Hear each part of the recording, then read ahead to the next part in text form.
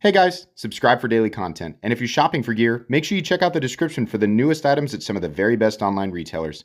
There's also links for some of the items that I personally recommend. Thanks! What's going on YouTube? Metal Complex here, and today I've got a very exciting knife review slash knife overview to share with you guys. This is the new Microtech Combat Troodon Generation 3. There are a ton of things here that are different from the previous generation, and I cannot wait to talk about them with you guys. This is mine. I paid for it. I've been carrying it and using it. Really just like a normal knife person. I haven't been like going out and surviving in the bush or in the jungle or scaling buildings or prying doors off of bomb shelters. No, just using it like a regular knife, like I would any other knife. So I'll be able to speak to that, but nothing extreme.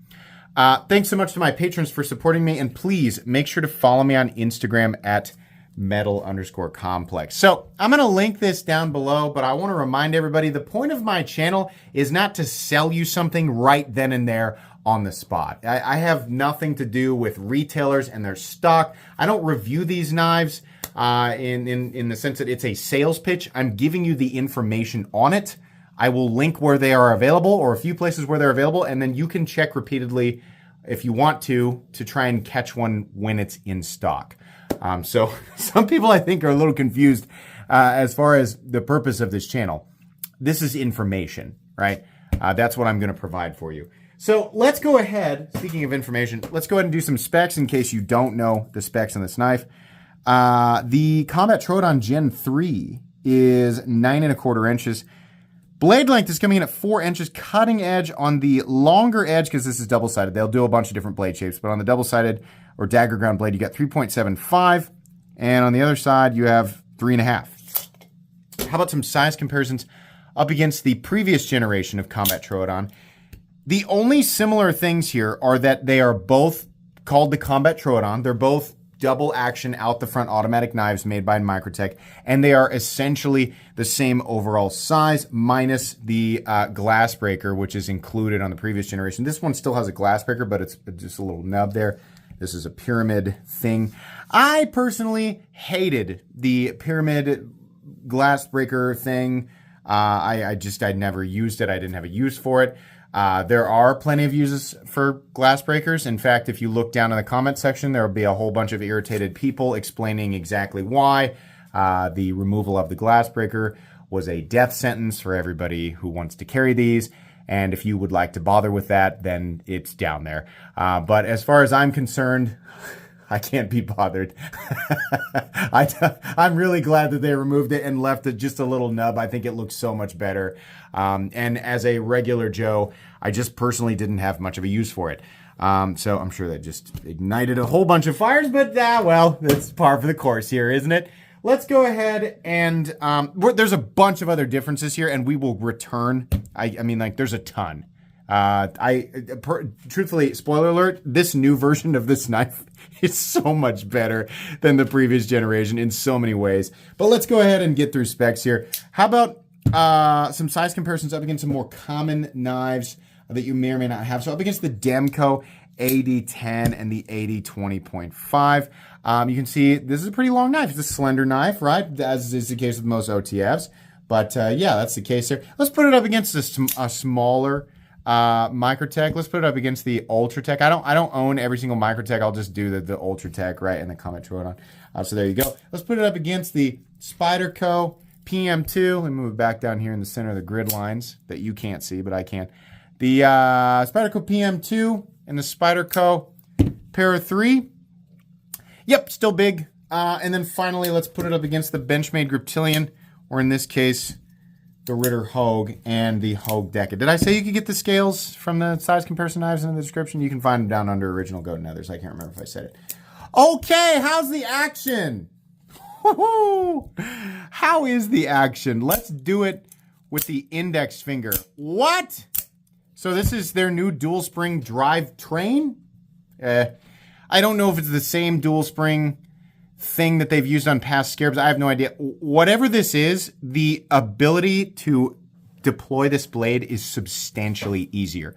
Now, before everybody gets in a big old hoopla about accidentally deploying it in your pocket, No, that's not going to happen. You still have to apply deliberate force. What am I going to do if I'm walking around the supermarket and it just comes flying out of my pants while I'm trying to buy pears? It's not going to happen. It's not going to happen because you have to apply deliberate force, right? Unless you are really in and out of your pockets, which is weird. You shouldn't be, it's not a way to act in public, right? It's not going to happen. What they've done here is just significantly reduce the amount of force it takes to both deploy and retract the knife without depleting the power of the throw. I don't know, right? I mean, I guess I just don't understand how springs work. This thing fires just as hard. By the way, I've never had a failure. I think I've probably deployed this thing 500 times. The Combat Troodon, I've not had a failure. Watch it fail during the review, which I won't edit out if that ends up being the case. But no, it's beautifully reliable, beautifully smooth. I would say it requires maybe less than half the power to deploy. It's wonderful. It's also very smooth. Not quite as smooth as like Guardian Tactical's like, ball bearing and steel plate system. But I would say the total amount of effort is very similar. But man, the power behind it, man, that feels good. I think maybe the height of the switch is slightly different too. So this is an older Combat Troodon. Let me get a newer Gen 2 Combat Troodon to show you guys. So here's a newer Gen 2 Combat Troodon that has a very similar switch, but in terms of the height, I think, this guy's a little bit different. I think you're able to get a little more ledge because of the peak there. Now, people will say, well, ergonomically, that's a problem because when you're holding it, when you're choking up like this, ergonomically, it was a problem either way. It's just slightly more prominent here if you really have to choke up on it, right? But honestly, if you're going to do that on a dual-sided blade, you can just use the other side and you can push this part of your palm into it. Personally, I like OTFs with double-sided blades. They don't have, you can like whatever you want, but they don't, have the issue of a folding knife where if you sharpen both sides, you have this sharpened side sticking out of the knife. That's a huge problem. You can't do that. The entire blade retracts into the handle. So even though the cutting geometry won't be quite as good as its tanto or drop point counterpart, it's still really good. I'm going to demonstrate the cutting ability of this here in a second. But I just like having two different blades. Like you literally double the edge retention. And in this case, you can actually change how you hold it, right? To make it ergonomically more beneficial. Now, this is hair splitting for some very specific circumstances. But truthfully, if you do have to choke up and you do only have one edge, the prominence of this button will dig into your hand more than the previous generation. But I think that's a small price to pay for being able to deploy this thing and retract it with absolute ease. The action is stupendous. Carry profile. Let's do thickness up against the Spyderco Para 3. Where's this made? Is this one of those Chinese Microtechs? No, it's not. It's made in the United States. This is a USA Microtech. In fact, it probably says, well, does it not say on the blade? It says on the pocket clip. There you go. USA. Okay. Let's do carry profile. So thickness up against the Spyderco Para 3. It's very similar. In fact, slightly thinner, I guess. Length and height up against the PM2 and Para 3. Where is that thing? There it is. Truthfully, this is just even full size, like large OTFs are just, they're pretty easy to carry. Yeah, it's a little longer than the body of the PM2. And in including the switch, technically it does approach the same height, but because of this, it's the shape of the body. It's essentially just a long rectangle that's not overly thick. Yeah, OTFs like the Microtech Ultratech will be easier to carry, but man, the Combat Troodon, honestly, I've just gotten used to it. It really isn't that big of a deal unless you're wearing like athletic shorts or something. It's kind of weird, right? But yeah, if you're wearing jeans, I mean, overall, my experience has been very, very good. Materials. We have aluminum, Type 3 hard coat anodized, aircraft aluminum, and then we have M390MK, which I personally always describe as M390 with a top hat. The slight change in composition at the request of Microtech to Bowler doesn't mean much to me, but I'm not a metallurgist, right? So whatever. That's fine. And then we have steel internals for the chassis. The weight on this guy, it weighs about 5 ounces. Honestly, it weighs about half an ounce more than I thought it would. I don't know if I'm thrown off by the fact that the body is just, it's such a compact object. It's not a cumbersome object. So it's really throwing me off of the weight there. Balance is honestly quite a ways back here. I mean, that makes sense. It's quite a bit, you know, as big as the Combat Troodon blade is for an OTF, it's still quite a bit more handle than blade. That's just the nature of the beast, right? You can't make the universe like mold objects that house blades inside of their handles to just be. People always talk about that, and they're like, the blade is so much smaller than the handle, and it's like, well, yeah, it has to fit in there. And the chassis, we can't go by anime rules here, right? We can't just like the blade can't just come out of nowhere and be like the right like ratio of height, right? So that's just how it is. So the balance is a little bit back. Let's go ahead and do a hardware check. A hardware check, doesn't it have proprietary hardware? No! It's got torque screws. Now, this one's a T30. I'm going to tell you that right now. But these body screws, which there's only 4 of, because this screw back here with the pocket clip actually holds the frame together as well. So let me get out my tools. My tools are very inexpensive and very recommendable. You can find them right down in the section of my description that talks about the tools I use on this channel. So we have I'm going to guess a T8 here. Hot dog. Hot diggity dog. It's 4 T8 screws on an OTF.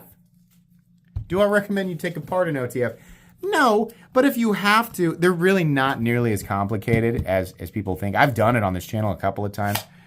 But I would personally recommend, if you have something wrong with your Microtech OTF, that you contact Microtech and let them tell you what will and won't void your warranty. However, if you absolutely must, you're like, be damned to the warranty complex. I want to know that I can get in there. Well, then it's 4 T8 screws and a T30, right? That's minimum hardware. That's minimal. That's great. They got rid of the tri-wing screws. I think that's excellent. So as long as you have the right tools for the job and a place to put your hardware, you should be good to go. I'm not going to measure the blade stock thickness. It's 1/8 of an inch. It's just tricky because the flat is like right here, and I just watched the video on the specs from Microtech, so it's 1/8 of an inch. Let's go ahead and move into the meat and potatoes. It still looks like the Combat Troodon. I'm really glad that they didn't get rid of the overall profile, but everything that they changed, I think, is, for the most part, you know, it's really for the better. Did I put those 2 back away? Let's look at the old one again. So some people are going to prefer horizontal lines, and some people will prefer little pockets. This is heavily subjective in terms of which looks better. I don't know. I mean, which one creates the better grip? They have essentially the same grip zones. I guess you technically have a little more traction on the older one. That's fine. I think the new one looks a little bit more stylish, right? Maybe this machining costs them a little bit less. We'll talk about cost here in a second. I think something else that we should note here is, honestly, the old one feels heavier. And I'm going to weigh that real quick. I want to see, well, hold on. Let's get back to ounces here. We're having a little bit of an issue here. The scale is not wanting to show us, but the old one weighs, the old one weighs over 1/2 ounce more. Okay. Wow. All right. Well, there you go. I don't know why, but there you go. The old one's heavier. The old one is heavier and harder to deploy with the exact same amount of power, as far as I can tell. Personally, I like the look of the new one a little bit better. This is a signature series, but I mean, yeah, come on. They actually have the Microtech logo machined into it. The ones you see where this logo is machined into it are either signature series or custom, so those are different. And I've heard that those also are hollow ground. These are flat ground. I like the look of this. I think it's great. I also, like I mentioned, absolutely hated the old glass breaker. This one still has it, and that's good enough for me. I would venture to guess that these areas right here are drainage. That's fine. Pocket clip is titanium now. That's pretty cool. I've heard a bunch of rumors that, and I don't know this to be factually true. I have no idea. Some people say that the pocket clip is not made by Microtech, and some people say that's not true. I have no idea. It's fairly common for companies who create most of the knife in the USA to outsource certain parts, and I can't say that the pocket clip is the most consistently not outsourced piece when it comes to knives. So if that's the case, I mean, you can care if you want. I don't really care. As far as I know, the vast majority of this knife is actually manufactured by Microtech in the USA. In fact, it legally has to be for them to say USA made on it. So there you go. I normally don't like these. It's like a silicon carbide. Is that what they said it was? I don't know. I usually don't like pocket clips with big balls on the end of them. Maybe this is the one to win me over. I don't know if it's wider or taller or if it just works. This actually works. It's the first time that I've used a clip like this where I've thought, this isn't so bad. And I don't know what's different about this versus the other ball bearing clips, but I just have hated them all up until this point. This has actually been really nice. I've very much enjoyed the carry experience in and out and the in and out of the pocket. I mean, really, it's such a convenient experience. I love it. And it can be flipped around to the other side. Lefties, you're experiencing the same knife. Maybe not the, yeah, I mean, essentially it's just where the logo is, right? Really cool. The blade, it's still a very combat Troodon-y blade with a fuller down the middle, right down the middle. I mean, man, that is right down the middle. I have to turn that a little bit so we can see the reflection zones there. And the grind goes all the way out to the tip perfectly. The edge, I've not really ever known double ground or dagger ground blades to be super duper sharp. But this one is Wow. Okay. Now, obviously, just cutting paper doesn't prove much, but this thing has really melted pretty much everything that I've used it on, which is nothing more, insane than cardboard. I don't do any ninja-ing. I don't do any recon. I don't fight bad guys by the dumpster behind Walgreens at 2 a.m. I don't do that type of stuff. I just use knives to open packages, usually that contain other knives, and other silly things, like getting my kids' toys out of the ridiculously reinforced packaging. My God, that is my least favorite thing about Christmas. Why? Just let us get the toys out. Anybody else hyper frustrated with that? Jeez, it's gotten worse over the years. But having a pocket knife really helps. I'm not messing around with those little twirly things. I just cut it, right? This has been fine. Really good. Everything. The blade looks great. The tumbled finish looks great. Now, obviously, in the future, we're almost certainly going to get different colored frames. We'll have different blade shapes, different finishes. I personally would like a bronze one, but we'll see what happens. Yeah, really good. So, the new things, again, just to go over them. Switch shape. Double spring drive train. Silicon carbide ball bearing titanium pocket clip. Lack of poopy halfway through a poop temple glass breaker thing. They don't have that. M390 MK blade, which whatever. All of these, and then the double spring. Did I say double spring drivetrain? All of that is the new stuff, right? This is all very good. They even found a way to incorporate a lanyard hole into the screw that's holding the frame together and is responsible for the pocket clip, which is ambidextrous. I mean, that really just works. I don't even care that it's mounted above the pocket. I don't care because there's hardly... This screw does so many things. It's so good. Man. I love this knife. And let me tell you. Oh, yeah. Blade play. Sorry, doorbell. So, blade play. Pretty minimal. How does it feel up against the previous gen? Boy, it feels identical. Does it have less? That's about the same. Very, very minimal. Every OTF, automatic dual action OTF in existence is going to have a little blade play, except for the Hawk Deadlock. My Benchmade Infidel doesn't have any blade play. Yes, it does. Your Benchmade Infidel has the floppiest blade play of all. I have handled dozens, if not over 100 high quality USA OTFs, every flagship USA OTF on the market, and in many cases multiple copies. The one consistently the worst is the Benchmade Infidel. Now it's fine, it works, but let's not pretend, guys. That thing is wiggly. It's the wiggliest wiggle worm that I've ever experienced. SOG Pentagon or whatever what was that? I don't know. Yeah, when that thing locks out, which is not always, it's pretty solid. Truthfully, the one that I had, I could get it to move. The only one I've ever experienced that had zero blade play, truly zero, was the Hawk Deadlock. And I've handled 3 of those, and they're all exactly the same. SOG Pentagon or whatever that thing is, yeah, if you can actually get it to deploy, which is most of the time, it's kind of a hit or miss. The problem there is just too much friction. It's just a bad design in terms of it deploying. So when it does deploy and lock out, it's pretty solid. It's almost there, but it doesn't deploy all the time. Personally, I'd rather have a little bit of blade play and something that's just substantially more reliable, right? So until everybody figures out how to do it exactly like Hawk, the best you're going to get is about this. It's very, very minimal, right? But all that power.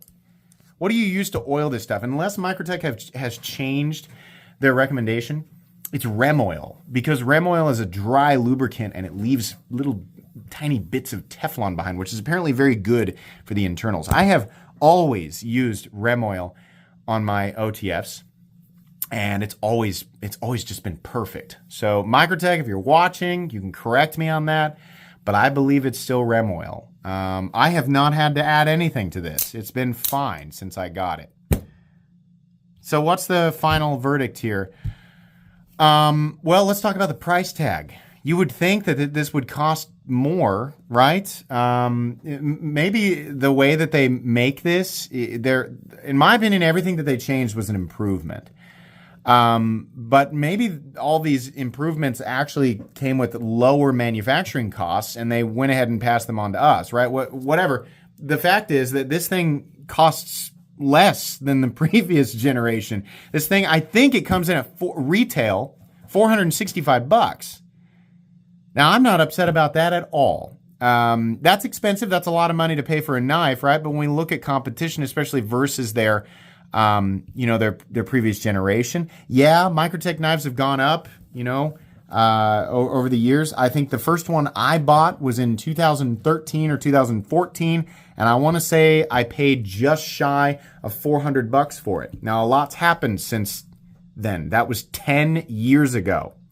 So having this new, vastly improved model come in about $100, less than $100 more than what I paid. It's let's say $390, $385, $390. I paid something like that, up to $465 for this. I'm not really upset about that at all. I think that's pretty good. I'm extremely happy with this knife. If you like big double action USA switchblades, yes, this is a switchblade. It is, by definition, this is legally a switchblade. If you like these types of knives, the Combat Troodon, in my opinion, is a must own. Of course, if you are okay with spending that much money on it. If you've purchased knives in this territory, in this tier, then this will feel very competitive and high quality, especially versus other similarly priced full-size OTFs. This is great. I'm 100% on board with this knife. I have no argument with the upgrades or the changes that Microtech made. I think this is great, and I have very much enjoyed EDCing it. In fact, this will probably dominate my pocket, at least in terms of all the other OTFs that I EDC. This is going to go in my most recommended knives playlist, and it's also going to go in my favorite knives of all time. I love this knife. I love it. Downside to carrying an OTF, it's not legal everywhere. In fact, it can get you in a lot of trouble. In some places, you can get in trouble just for owning it. So you gotta check your local laws, right? The other downside is if debris gets in there, even with a system as reliable as this, debris gets in there, and it could cause the blade not to fire. We'll go ahead and fire it into something I know that will cause it to sort of come off track here. There we go. And you can see what happens here. If you're new to OTFs, this is normal, right? This is what happens. I wouldn't recommend firing it into your hand to test this, but some people feel like that's, that's not an unreasonable test because that's what they're designed to do, right? I watched a movie where you fire it into the guy and the guy goes, "Ow!" Yeah, they're not. That's movie nonsense. That's not what these are designed to do. These things are designed. All automatic double action OTFs are designed to deploy conveniently and quickly. It has nothing to do with going up and holding it up to a solid surface and firing it. That's just cartoon bullcrap. So yeah, that's what'll happen. And then you just reset the blade as you guys saw right here, right? You come here and I like to do the tactical whip there because it makes me feel cool. That's all you got to do, right? If it really gets gunked up, then you got to take it apart. But we got torques there, right? A lot of people worry about the durability of the locking systems on OTF knives. Have you ever watched X-Ring? You ever watched that channel? Yeah, he'll reassure you about the locking strength. It's actually pretty amazing. I had no idea. In fact, I always assumed that double action automatic out the front knives were very delicate in terms of the locking system. Nope. Wow. He pounded this thing into a log. Like he pounded it. It was either an Ultratech or a Combat Troy. He just pounded it into a log and then wrenched it back out. Locking systems are plenty durable. These make great knives. I've always argued that despite their aggressive nature, double action OTF switchblades are not only some of the most convenient knives in the market, they're some of the safest because of the way that they deploy and retract. There's virtually no chance you're going to accidentally deploy this thing. And even if you do, if it does cause damage, it's going to be pretty minimal. So yeah, these are actually highly recommendable. I think the laws against them are silly and they're based on common misconceptions. So huge fan of the Gen 3 Combat Troodon, highly recommendable. Price is pretty high, but if you can legally get your hands on one and legally carry it, it will put a huge smile on your face. So anyways, that's going to be pretty much it. Like I said, I'll link places where they can be found when they're in stock down in the description. Please make sure to follow me on Instagram at metal_complex. If you enjoyed this video, leave a like. If you'd like to check out my other content, I do, of course, have lots of videos of knives that are either expensive or inexpensive that I do or don't like, so check those out. And if you enjoy all my content, go ahead and click on that Metal Complex logo right there and subscribe because there's definitely more coming. Thanks again for watching, everybody, and have a great day.